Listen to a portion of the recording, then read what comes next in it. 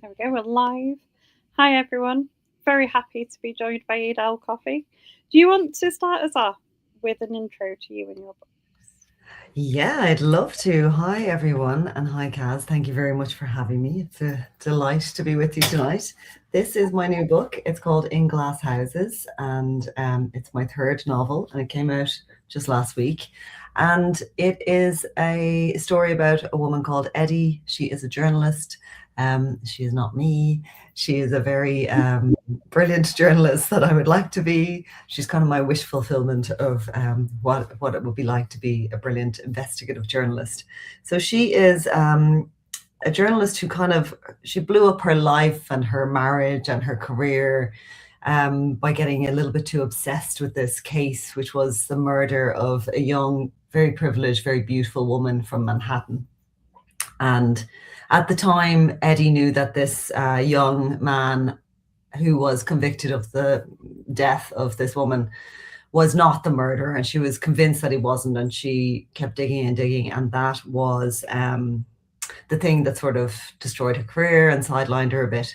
So she's now 20 years later sort of working in the area of social media, not social media, of social diary, and she's very kind of it's not her métier, it's not her area, but she gets an invite to this launch opening of a new building, a very glamorous new building, which is the Glass House of the title. And she realizes that this building has been built by the father of the dead woman. And there are a lot of other people from that era involved in this building.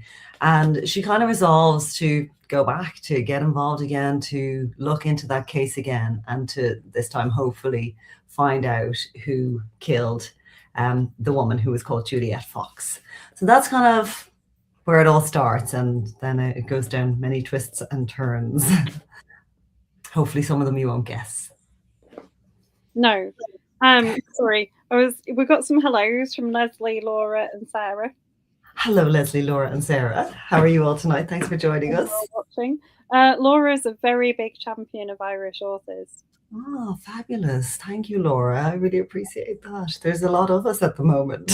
There is. It seems to be a rising field of Irish crime authors, doesn't there? Yeah, it's amazing, and they're an amazing crew. Actually, there's a lot of female crime writers here, and I'm actually in a WhatsApp group with about 30 of them. They're amazing, and they're kind of I think of them as this little army of people that you can ask any question, and they will have an answer, both about the industry or anything else. And also, they're really supportive. We kind of move around in a pack. So if anyone has a launch, I had my launch last night, for example, in Dublin, and it was very nerve-wracking. A few hours beforehand, I was thinking, oh God, is anybody actually going to come to this thing? And the part of me that made me calm was the fact that these authors, there's always, 4 or 5 of them who will be at a launch, and it's this kind of amazing support system where they kind of all show up to each other's launches, and we show up to each other's launches because we all know how nerve-wracking it is actually, and how sort of anxious making it can be to be having a launch and wondering, should there be 20 glasses of wine poured out? Maybe don't open that one because there might be 3 people, or I might have to drink all 20 glasses of wine. I mean, it'd be a memorable launch for all sorts of reasons if you drank 20 glasses of wine. I know, but there's a brilliant amount of authors publishing, and I mean, people always ask, why do Irish writers write so much, or why are there so many of us, or why are we traveling far and wide? But I do think it definitely has something to do with our culture, which is mainly just talking to each other, at each other, telling stories, at home, in the pub, on the bus, wherever we go. It's one of the things that I really miss actually when I go abroad, and I will start trying to talk to somebody on the tube, and they will be, sort of see it, say it, sort it. This woman is bothering me. But I really do love that we talk to strangers. Certainly in Ireland, it's it's an expected behavior, and it's in our nature, I think, to tell stories. But I think that's human nature, really, isn't it? Like, I think so. I mean, I live in Yorkshire, so we're very similar. sure, you're practically Irish. We all like to have a chat, just randomly on the bus or in the. Yeah, it's the same, isn't it? Yeah, it's very nice. I like it a lot. I Yeah. know what you mean when you go other places. People just look at you like you're weird if you start trying to. Why is she talking to me? Is she crazy? But no, I really like, and I'm in the lift. Like, for example, yesterday I was in the hotel, and every single person I got into a lift with, I had a chat with them, and I could tell that I just I can't resist it. I can't help myself. Oh, there are people on here saying that they saw a picture from your launch on Liz Nugent's social media and were like, "Oh, that book looks interesting," and then saw you were here. Oh my God, it is really interesting. You should all buy a copy. Liz is one of those amazing writers that I was talking about. She is fantastically supportive, and obviously Liz is an incredible writer. I have read her new book, The Truth About Ruby Cooper. And I'm sure you have some fans of Liz who are fans of your page, but like, she is incredible. And that new book, if you liked Strange Sally Diamond, which I was obsessed with, I think you will love Ruby Cooper. It's just so dark. And I'm not going to say anything about it, obviously, but there's like the last page, right to the last page, it is just, wow, brilliant. I think that's out in a couple of weeks, actually. Is it? Yeah. One of the things, going back to yours. Back to me. Yeah, back to you. Let's make it all about you. One of the things I was quite curious about, having read your bio, because this is the first book of yours I've ever read. Oh, is it? Okay. It is, yeah. Well, hopefully it's my best. Well, I mean, I don't know. I'd have to go back and read others to see. I was curious as to why you'd not set it in Ireland, especially when you had a journalist background or journalism background. So all three novels have been set in New York. So there's a few reasons for it. The first reason is that I really find it very difficult to write creatively, sort of imaginatively, when I'm setting it in Ireland. And I have actually tried a few times. I've tried to set a book in Dublin, where I'm from, and I've tried to set a book in Galway, where I live. And both times it's like I have a creative block when I'm writing about the place where I'm set, or where I live, or where I know very well. I feel like it's almost like I feel like I'm not writing imaginatively, I'm writing about myself. And I don't like that feeling, because it doesn't feel creative, it doesn't feel imaginative. But also, I lived in New York and I worked in New York a long time ago, and I absolutely adore New York. And I've been there to visit many times, and I felt like it was a city that I knew well enough to sort of write a story that was set in it. But also, New York is so sort of like, it's in everybody's cultural imagination. Like, before I had been to New York, I knew what New York looked like. And you don't have to have been there to know what New York looks like, because it's so famous, it's in so many films. And we have that vision of it as so busy, so many taxis, all the skyscrapers, all the famous buildings that we recognize. So I felt that even if the reader had not been there, they would have that kind of ability to conjure it and imagine it very, very visually. So I thought that was, that's a nice thing, I think, when you're reading a book, to be able to visualize the place that it's set.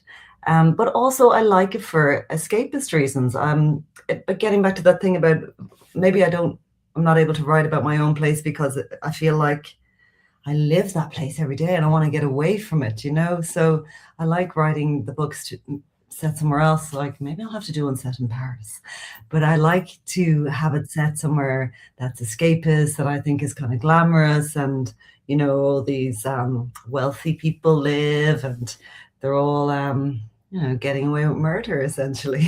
So it's like, it's a bunch of reasons, but definitely I like that escapist one. And there's one story that I'm writing that is set in Dublin, and it's set in a place called Blackrock, which is a little suburb, a really very pretty suburb on the seaside in Dublin. But I went to a friend's house there, and the house was so unbelievable. Like, it was just looked like a normal house from the outside, and when I went in, it literally opened up onto the strand, the beach, the water. And it just kind of like stayed in my head. And I've been writing a story about a woman who lives in that house. See, you can kind of just like use writing novels as a way of just living out your wish of living in an amazing house in an amazing city. Maybe that's what I'm doing. And also, I mean, if you picked a different city, you've got an excuse to go on a research trip. This is it. Like I should say I have 4 children, and I didn't get to go on any research trips to go to New York, but I know it. I feel like I know it well enough to write about it. But I would love to do that. But in the future, maybe when they're a bit older, I really do think I'll have to start sticking a pin in a map and deciding where I need to set my books. Maybe somewhere like Marrakesh or something. I've always wanted to go there. Never been. But a bit of sunshine maybe for the next book.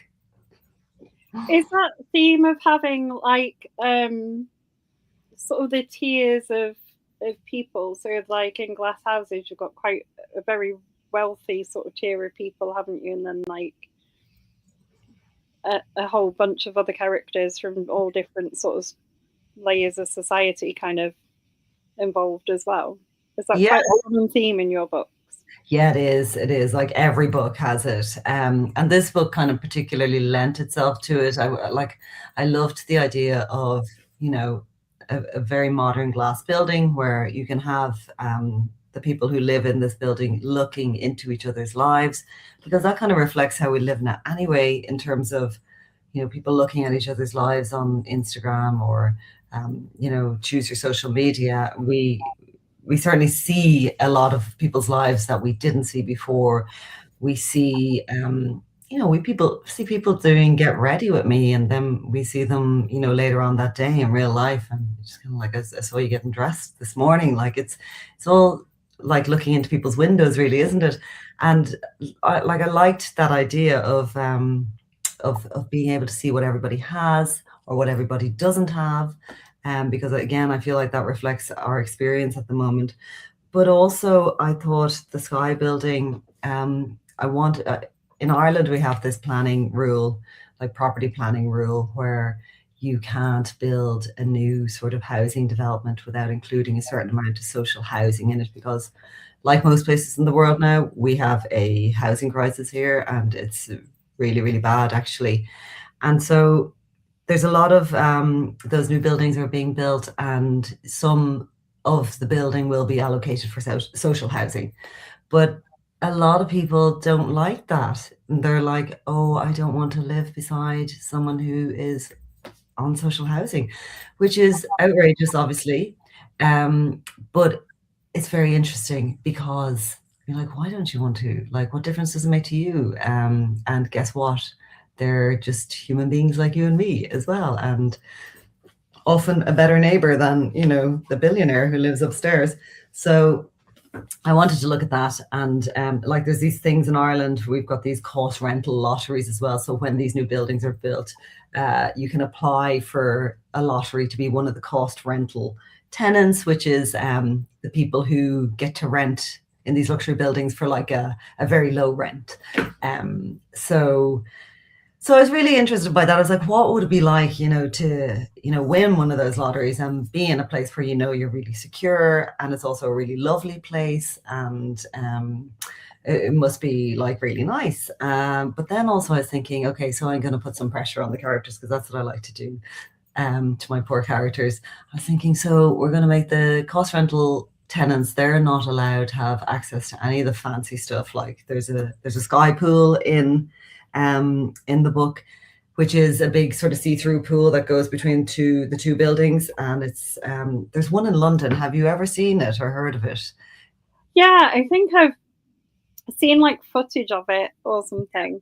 It's crazy looking, and actually that image just was in my head for a long time. In fact, like from probably when I finished the first book, I had just come across this, I don't know, randomly in a newspaper or something, and I just thought the image was so eerie and weird. There was a body like just floating in the water, and I just thought it looked like a dead body because that's immediately where my head goes. But I just loved the image. I thought it was a really striking image, and I had it as my opening image in this book. And I just thought it was like it's a great sort of tense setup where you've got these people who have everything, who are used to getting everything, who have enough money to do whatever they want. And then you've got these other people whose dream it is to have, a little bit of security, a place that they can feel safe in, and how they're treated quite differently. Because look, I always want to look at class because I'm working. I grew up working class, and where we lived in Dublin, this is quite common in Dublin. You'll have very large housing developments, like council housing developments, right next to like quite salubrious areas. So like I could walk to Bono's house in like 20 minutes from where I grew up. And obviously his house is quite different to where I grew up. And so you could see all these like massive houses on the coast, but like obviously you were living in like a little housing estate. And I think it was always quite obvious that some people did live differently, and there were different types of houses and like lives and lifestyles, I suppose. Like I always remember seeing like somebody had a peacock in their garden. Like you used to have to pass these houses on your way to the train station, and it's just mad stuff like that, where it kind of boggles the mind. But yeah, I've always been interested in class because people say it's more pronounced in the UK, but I think it's, and also people in Ireland like to say, oh, there's no such thing as class in Ireland, but there is so much class in Ireland. It's maybe it's a little less pronounced, but I think in some ways that's even more dangerous because it's a little bit hidden, it's a little bit insidious. So but everybody knows the minute they say, what school did you go to, they know what your social class was or your demographic when you're growing up. Because, well, particularly in Dublin, it's different outside of Dublin actually, because a lot of the places, they don't have private schools, but in Dublin there's definitely a very clear divide, whether you went to private school or like state funded school. So yeah, it exists a lot here, and it definitely has an influence in so many areas of life. So yeah, that's what I was looking into. But I'm making it sound like a bit of a boring college thesis, aren't I? It's actually hopefully a pacey story as well. No, I don't think you have. And I think planning permission and class.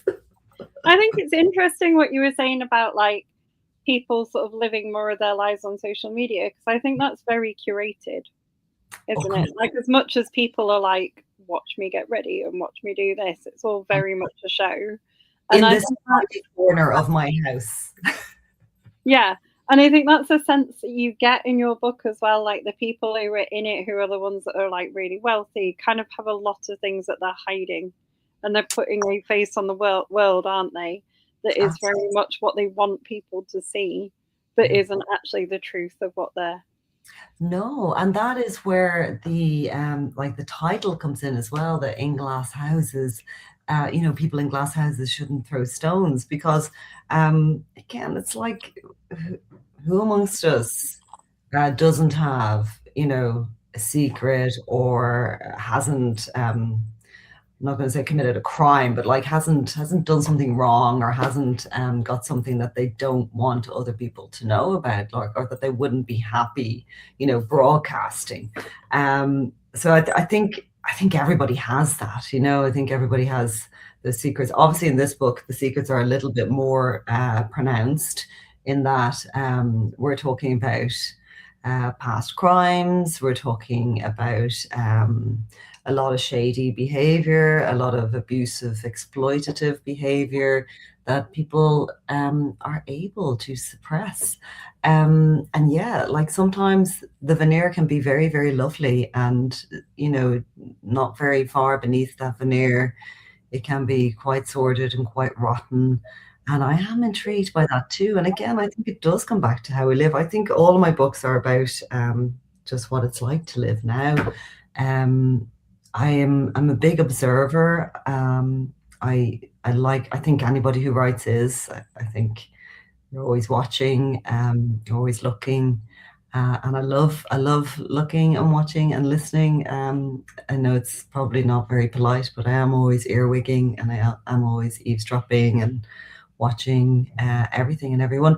And look, I think it's how we live. It's that thing of like wanting to present a perfect picture, and that's not very real, like, is it? It's really just it's and the pressure of that, I think, as well, is incredible, on a lot of ordinary lives. Like, a lot of ordinary people feel the need to sort of be extraordinary now, and I don't think we used to feel like that, did we? Like, and I think that's, again, it's because we see all these people who appear to be living extraordinary lives, and they're not. And actually, I think a lot of the Instagram stuff is kind of exhausting, really. Like, I do Instagram, I just post reviews, like, I do a little video.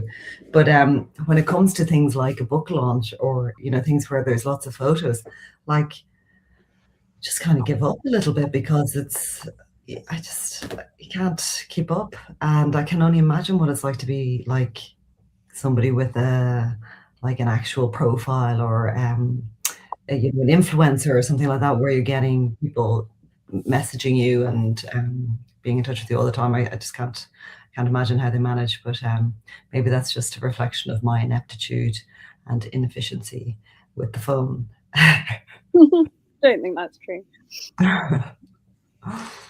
But yeah, sorry, go ahead. No, go carry on. What were you saying? I was going to say about the looking at the people's lives things. It's just it reminds me of the fact that I think it's built a lot of sort of discontent and envy as well. Like so many people think they need so many things to be happy, and actually, like, this all sounds very trite now and very sort of homespun, but my mother was very much like very sort of adamant about teaching myself and my brother that you have to consider yourself very lucky in your life if you have a roof over your head and food in your stomach and, like, a fire in the grate or whatever, that kind of thing.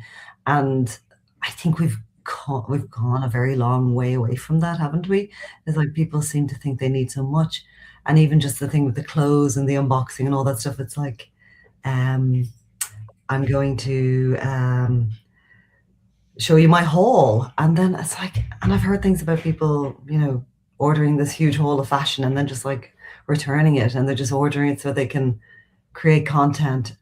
It's like, it boggles the mind. But really, for me, it's just like, have a little awareness about how lucky you are, in terms of, if you have a bit of peace in your life, if you have a bit of security, if you have a bit of love, I think you're very, very lucky. And that does outweigh, like, any glamorous apartment in the sky building, and they're dangerous apartments too, as you know. They are, very much so. And I think Eddie's like the perfect person to be investigating it, because she is almost like sort of completely the opposite, isn't she? She's not at all drawn to, like, the glamour of, like, the sky building. She's not interested in that. She's quite happy in a little apartment with a bath that can also be a table. And I love that apartment. I actually based that on an apartment that I went to see when I was living in New York, and I was looking for a place. And oh my God, it was a studio apartment, and it was so dark, and it was tiny, tiny, tiny, tiny. And there was a bathtub in the kitchen, and there was like a slab of wood on top of it, and there was a shower head coming out of the wall, and the slab of wood on top of the bathtub was your table where you could eat your dinner, and then you just pulled the slab off and had a shower if you needed to. It was just like, it was very functional. But I was more disturbed by how dark the place was. Really dark, really just very dark. But I didn't take that flat now. But I didn't have to. But yeah, Eddie's just, I love. I don't even know where she came But I love when I have a character like that. For in the first book, there was a journalist called Adelaide, and she was just I just loved writing her because she was kind of a wonderful person, and I think Eddie's the same. And I don't know if I'm kind of writing these sort of these characters who are very virtuous and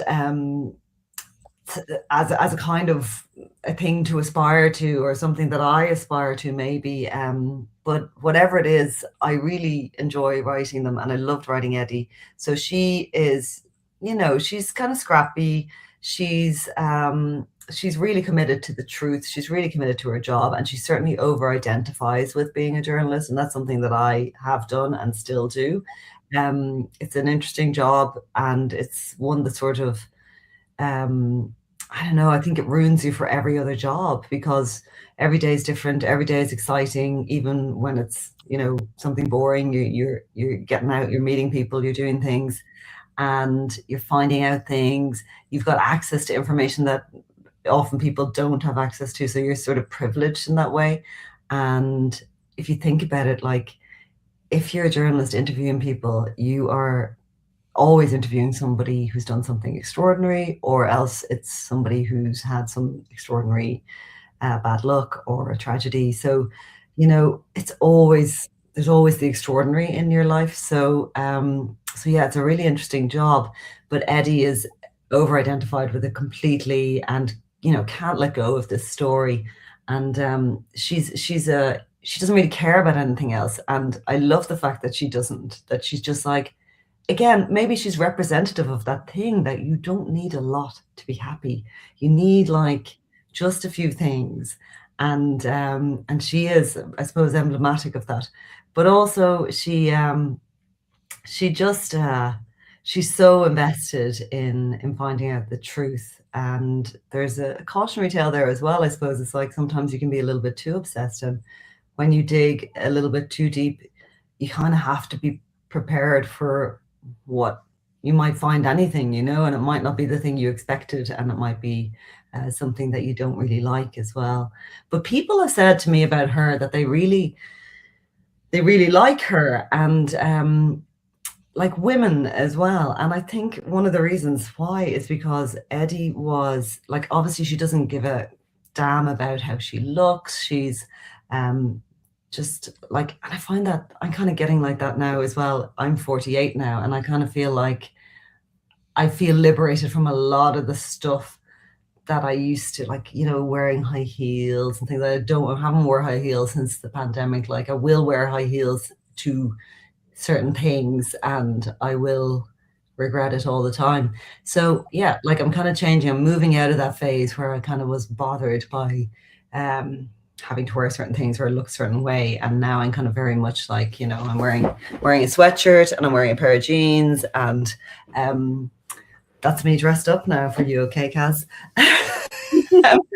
But she's like that. But the reason I think people love her is because she doesn't care about all that stuff that we have to, or we're expected to do as women. And I think that is actually getting so much worse. Like, every person I meet now, every young woman looks like a supermodel, and I don't think that's just to do with me being old. I think that is, they put so much work into how they look, tanning, nails, eyelashes, tattooed makeup, the extensions, just everything. They look incredible.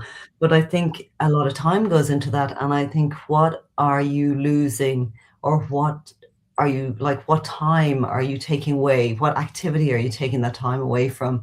You could probably read a book, or you could meet a friend for coffee, or you could, do something you love in that time. And so Eddie doesn't do any of this stuff, and people love her. But I think the reason she is the character she is because initially she was a man.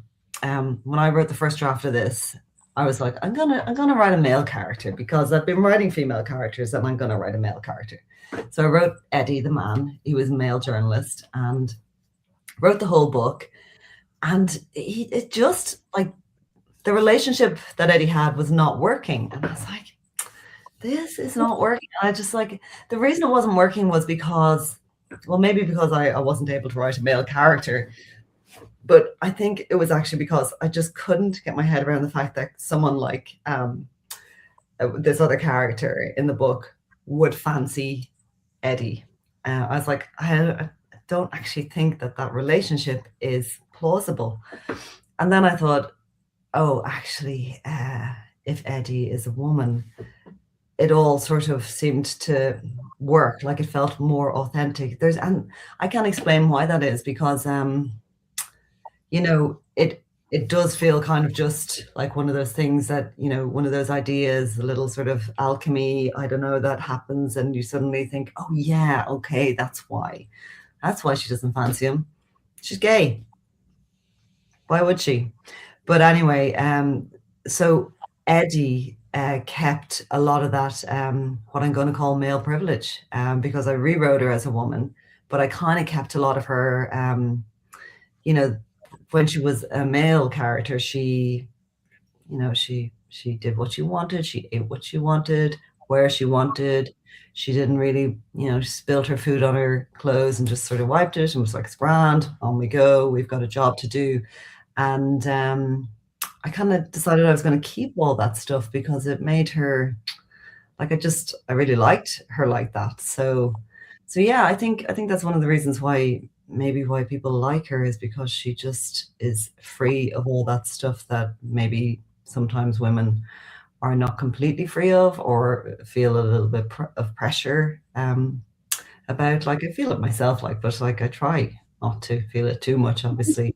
I'm vibing with Eddie. The last time I wore a pair of heels was at my wedding. Amazing. That's probably like, I'm like, lots of people don't wear them at the wedding now, don't they? Because it's like you can't even see them. They're under the dress, and women, they pull up the dress. I wish I hadn't even then, and I lost mine, to be fair, because I took them off and I don't know where they went. So that's kind of a good party, I think, isn't it? You lose your shoes. Yeah, but yeah. I bet they were nice shoes. Like, it's possible that somebody were like, but yeah, I think a lot of us have lost our love for heels. Like, one thing I noticed very much, and this will be a very brief fashion aside, I promise. But one thing I noticed very soon after COVID, when the shops opened up, and it's still the case. All the shop windows, like all of the clothes in them, they're all like, we're all just wearing runners with dresses and suits now, and it's just like, this is it. This is actually a permanent change, I think, which is fabulous. I'm loving it. Laura's got a couple of questions for you on the stream. Yay, Laura. She's asking you one of our group favourite questions, which is, have you ever acted out a scene to help with the writing process? Oh, well, like, I've never committed a murder, if that's what you're asking me. Have I? Let me think about that. No, my husband, I've asked him, like, he's doctor. So with the first book, my character was a doctor, and I was like, she's talking to this young doctor about something's wrong with her child. Like, what would that be? And he was just like, blah, blah, blah, blah, blah. And I was typing down, I'm like, thank you very much. So I have sometimes asked for specific medical advice when there is a medical scene. But no, I don't think I have. And now I feel very boring for not having done that. Like, have I done? No, I haven't. See, I'm not allowed to leave my house. 4 children. I wish I could say I've gone to that lovely building in London and looked at the sky pool and swam. What are we doing? Swam. I'm a writer. I just don't know the past participle of swim. Anyway, no, I haven't. Sorry, Laura. Disappointing. Must do better. Fine. We've had some bonkers answers to that question in the past. Go on. We've had people who've had a fight on Whitby Pier to stage played fight to stage to see how it would work. Amazing. Someone once buried a shoulder in concrete, like a lamb shoulder, to see if the concrete stopped it decomposing, and left it for a year. And people did it? Tried, like, tying up people to see if they could get out. And stop. Like, I do a lot of research. Yeah, someone held a knife to their throat to see what it felt like, I think. I'm trying to remember. Yeah, they're the craziest ones I can remember. I am so sorry. I have absolutely let down. Most people say your answer, though. to be fair. Yeah, there's just a few bonkers authors in the group who do. I do a lot of research, like, and that's just the journalist in me. I will read like clinical reports. I will read everything. But I don't think I've done that. Interesting. Maybe the next book. Let's see. Yeah, Maybe you can pick up some martial arts. And Laura also wants to know, if your book was adapted for film or TV, would you want to have a cameo role? Yes, 100%. Because I know a few people now whose books have been adapted, and Andrea Mara is one of those writers, and she's in All Her Fault. And I'm going to watch, actually, after our conversation, I'm going to watch 56 Days on Amazon, which is Catherine Ryan Howard's novel that was adapted. And I'm hoping that she will have a cameo too. But I was watching Riders, the Julie Cooper one, and she was in it. And it's really nice to spot the writers in stuff like that. So I would love to do a cameo, and in fact I'd probably lose the run of myself completely and ask for a speaking extra role as well, if I could. Sure, like, why not, but there's like, hopefully some of the books might be adapted. There's the first one has been optioned now for a while, and it's all very exciting, but it's one of those things, I'm sure every author you speak to tells you this, it's very possible to get quite far in the process and then for nothing to come of it. And I think it's like having an option is having a lottery ticket, and you might win and you might not, but it's amazing to have people who do this for a living, like in LA and in London, and contact you to say they think your book is great and they would like to adapt it. That is actually amazing. It's very exciting. But yeah, I have to rein myself in on that one and just say, when we're eating popcorn in the cinema, that's when we will get excited. But it's a great vote of confidence, especially when you're sitting like on a rainy Tuesday in your room, having put on the washing, and you're typing away or wondering what to type. It is a great vote of confidence and something to sort of like really remember or remind yourself when you're thinking, I can't do this and I'm no good. And it's great. It's lovely. It is lovely. But hopefully now one day I'll have a cameo in something. Well, I feel like in Glass Houses it's quite topical in the themes that it explores.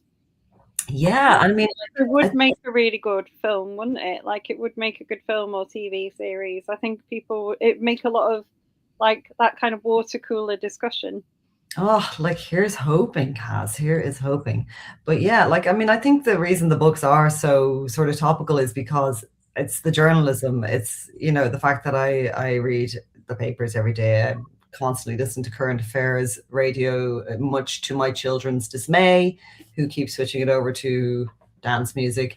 So I'm constantly thinking, oh, that's interesting, or oh, that's an interesting fact. Like, there's so many interesting revelations about our society in the stories we read every day in the news, like the fact that, like the little detail that, oh yeah, you have to have a certain amount of housing given over to social housing because this is how we're running planning now. Like, that's a really boring detail, but actually it reveals so much about our society and how we live. So again, I love the boring stuff. Oh. But in the book, that's quite an interesting thing, because it sort of raises like some points of tension, doesn't it? Because you do have these people who've like won their rent lottery to be in this like really fancy house apartment. Is an utter. Yeah, they're sort of not. They're not overly welcome. No, that's made very clear, isn't it, in the book? Like, people are like, you don't belong here. Yeah, she's an awful cow and great fun to write, I have to say.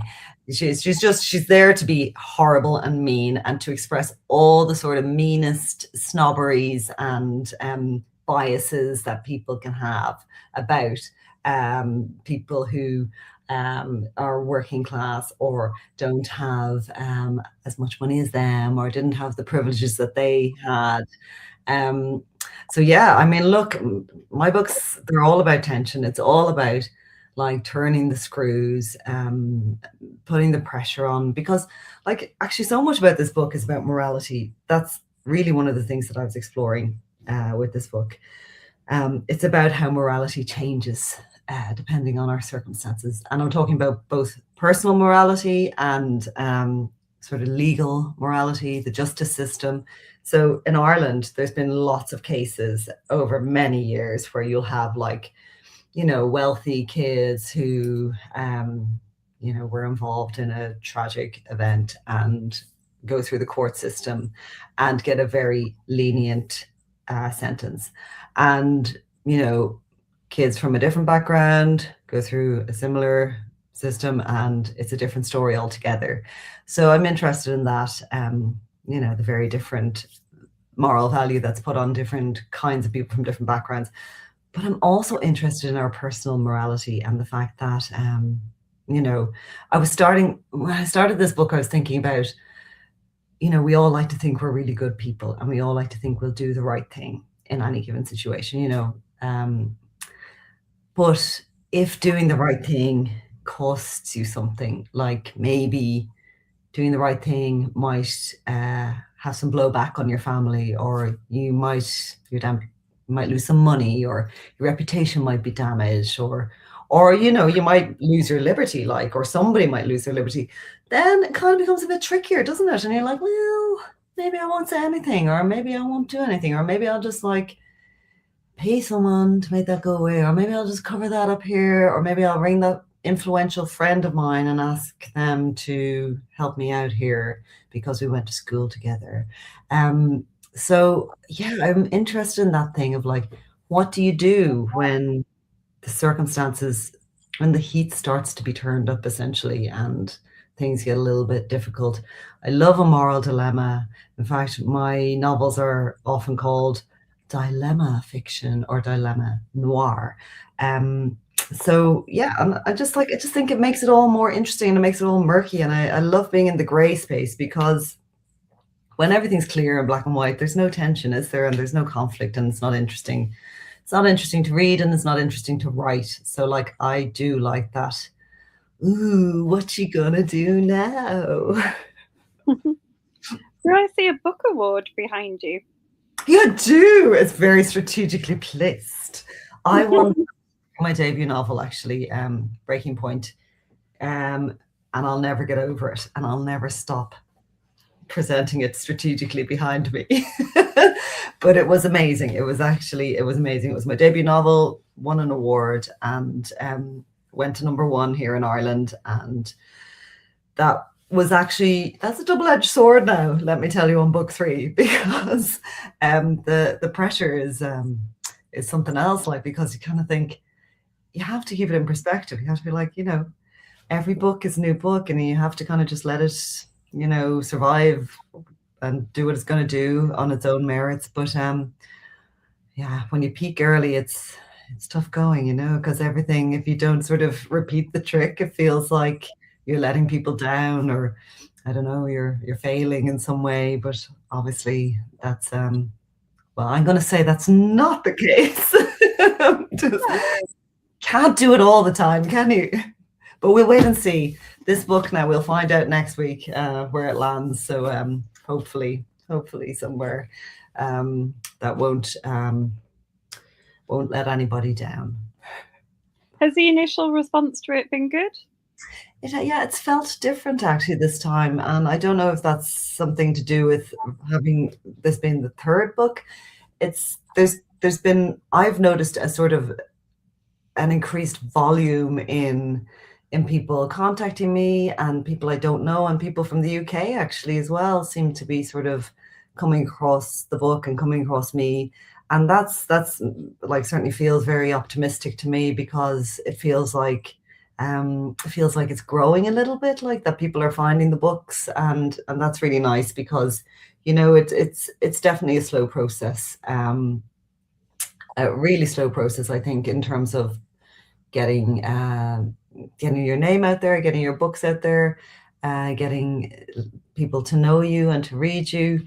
And it does take time. And actually, I think it takes it just takes like hard work, and it takes sort of continued sort of effort, and you have to just be resilient, and you have to keep going, and you have to just keep the head down, I think. And but it does feel different this time. It feels like there's some sort of momentum or progress that it feels like I'm maybe building on the previous two. So hopefully that's a positive sign. I'm taking it as a positive sign. I'm sure it's a positive sign. It's Oh, like you'll have a group of fans who are following you as well and will be excited for the new book and things like that. they're very supportive, I have to say. It's really lovely. But yeah, hopefully now, I just think I do think there's something about having written more than one book that you do learn as you go along, and I'm learning each time. I think this one it felt different to write this one. Actually, it felt way more enjoyable to write this one, and that's partly because I came across Eddie, who I loved. Just loved her voice, but also I think it's partly because I had learned sort of some of the basic stuff that you have to learn when you're learning to write books, I suppose. And so you don't realize that you have to learn, obviously, and you're learning publicly as well, because like Breaking Point, the first book that was published was actually the first book I ever wrote. So, sometimes I think that's a great thing. Obviously, it's a very lucky thing, but then I think, maybe, there should be some way of practicing without the humiliation of people seeing you making mistakes and all that. But sure, it's it's just you gotta learn, and I'm learning as I go, and I hope that just means that I get better with each book. Are you writing book 4 currently? I'm sort of writing it. I'm writing so many things, like which is not good. I shouldn't be writing loads of things. I should be writing one thing. But there's one thing that I'm working on that I think is book 4, and it's a character.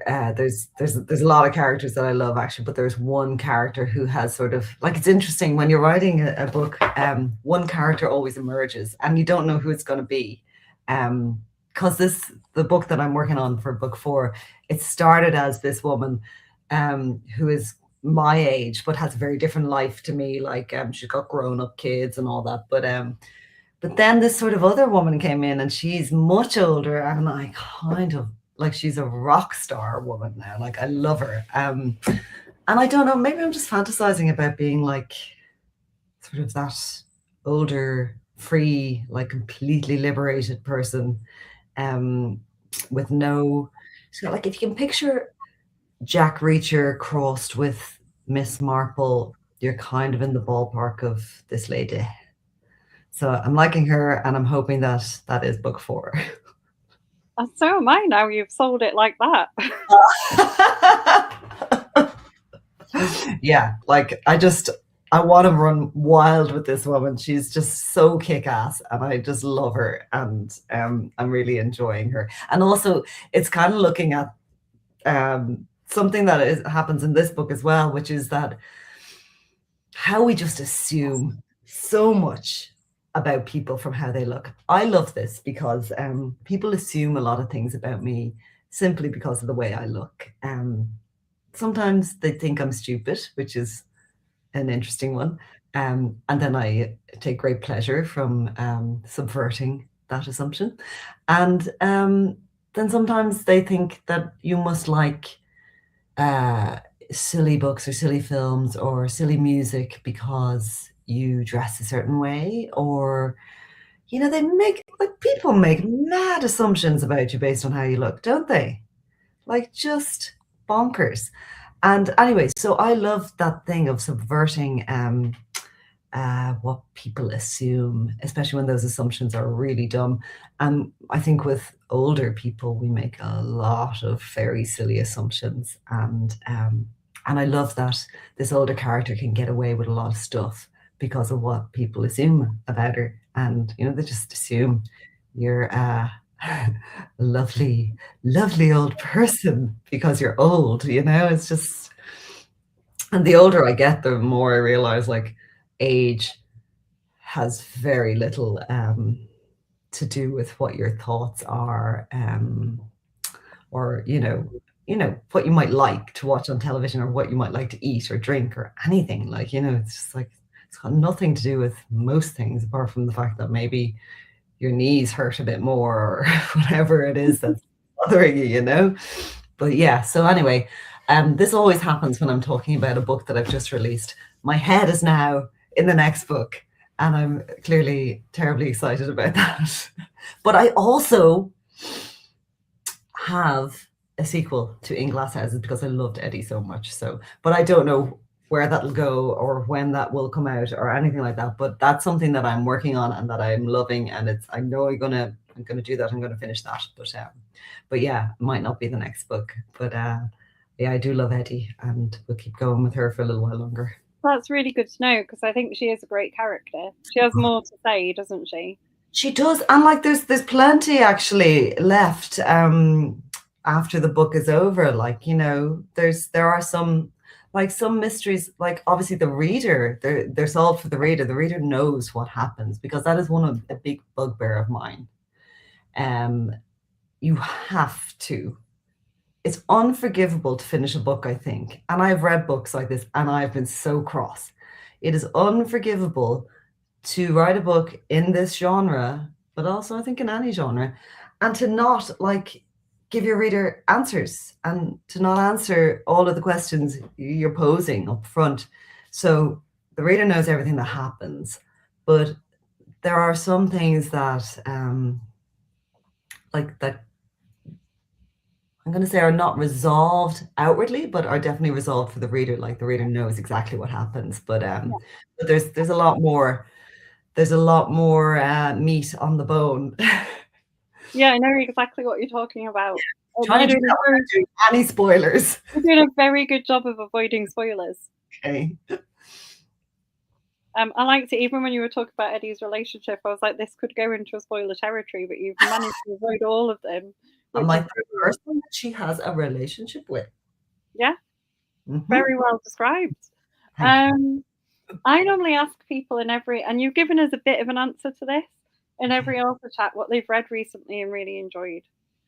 Oh God, the Liz Nugent one is amazing. And that is coming out like very soon. I think it's out in the next 2 weeks. I think it's out in February anyway. And it's fantastic. Do you know anything about it? Do you want me to tell you a little bit about it without any spoilers? Yeah, feel free. It's set in Boston, and it's about a woman who there is an incident, and that incident sort of has a huge impact on her life and on her family's life. And again, that's all I'm going to say, because I think I would quite rightly be chased out of town if I did a spoiler on a Liz Nugent book, because that's why we read her, isn't it? It's just like for those twists and turns. But yeah, it's really, really compulsive. What else did I read recently that I loved?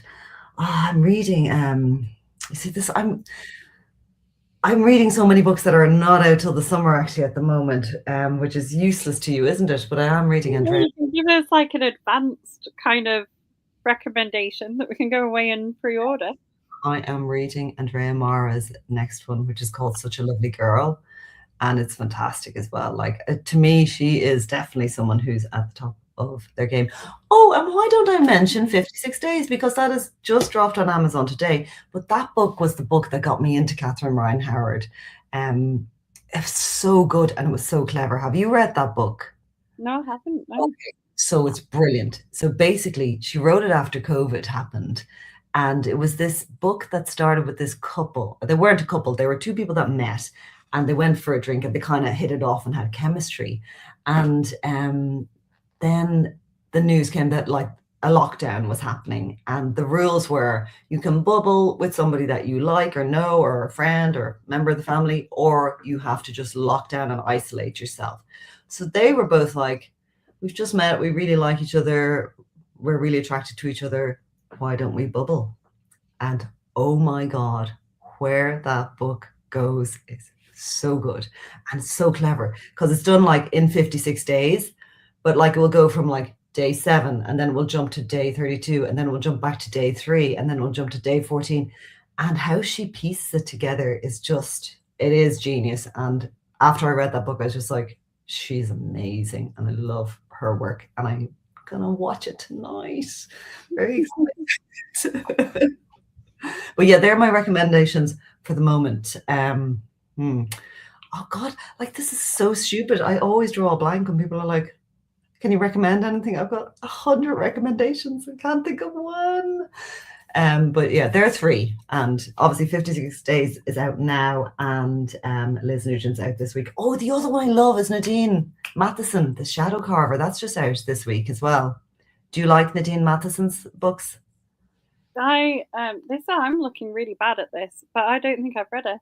I spent so long reading books for the author chats that unless they've been for an author chat with me, I probably haven't read them.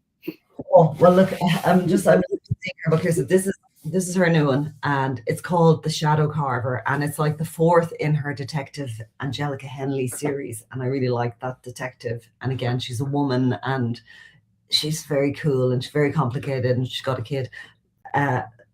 This is the 4th in the series, and they're just getting better and better, and they're really sort of dark crime. It's like Joe Nesbo-y kind of vibes, but the characters fabulous. I love her. So that's all my recommendations for tonight. Wonderful. But I'm glad that you haven't read her because I like to make a recommendation when somebody hasn't read the person. That's ideal. My favourite read recently was Howard Linsky's newest book where Shakespeare is a detective. Oh my God. I love the sound of that. Can I tell you about one more book though? Go on, do it. Because I just got sent this today, okay? It's called Wretch by a guy called Eric LaRocca. And if we have 30 seconds, let me just read this and listen to this for a premise, okay? So this is kind of horror, I think, but it sounds amazing. So after his husband dies, Simeon Link finds himself overcome by grief and seeking comfort in an unusual support group called the Wretches, who offer an addictive and dangerous source of relief. They introduce Simeon to a curious figure known as Porcelain Caw, a man with the ability to let those who are grieving have one last intimate moment with their beloved for a price. Interesting. I mean, come on. Like, he can put you back in touch with your dead loved one for an intimate moment for a price. I'm all in. Anyway, recommendations now. That's not out till the summer either, I don't think. No, 24th of March. There you go. Right, well, on that trail of books, we've got like a minute left. So tell people what they're going of yours, what they're going to go away and buy. Oh, definitely. Please. It's called In Glass Houses. And as I said, it's about Eddie. And it is a twisty, turny, propulsive, puzzle-like story. I like to have the surprises. I like to have the puzzle. And I like to have a lot of payoff for the reader because I am very grateful to people who read my books. And I think it is a mortal sin to not give the reader a good time. So, and loads of issues, obviously, as we've discussed. But I keep the planning permission to a minimum. Okay, don't be put off by that. No, it's a very pacey read. It's got lots of interesting questions and things like that. I think it is it's a good read. Thank you, Kaz. Thank you so much. And thank you for having me. Yeah, thank you so much for joining us. It's been a pleasure. It's been my pleasure. Thank you so much.